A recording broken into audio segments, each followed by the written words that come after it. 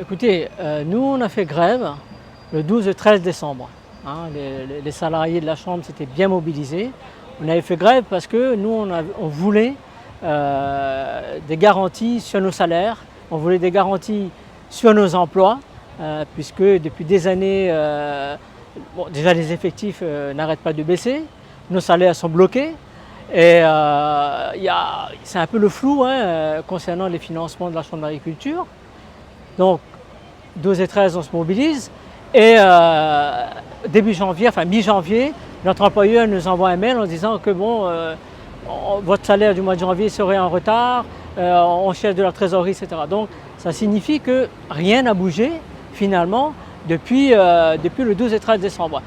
C'est ce qu'on dit aujourd'hui, on demande à la direction de nous dire, nous apporter des garanties concernant notre avenir, notamment sur les emplois, parce que nous on ne veut plus qu'il y ait de suppression de postes. Il y a des collègues qui partent, qui démissionnent, il y a des collègues qui partent à la retraite, les postes ne sont pas remplacés ou c'est remplacé à compte-gouttes. Il est hors de question, on ne veut pas qu'il y ait une épée de Damoclès sur le dos des salariés à la Chambre d'agriculture.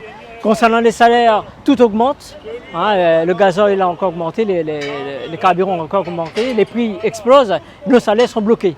Même les ridicules 1,75% d'augmentation de salaire qui a été décidé au niveau pour l'ensemble des chambres d'agriculture, mais même ce petit montant qui est quand même dérisoire n'a pas été appliqué à la Chambre de la Réunion. Donc c'est un peu tout ça qui exaspère les collègues aujourd'hui. Nous on veut des garanties.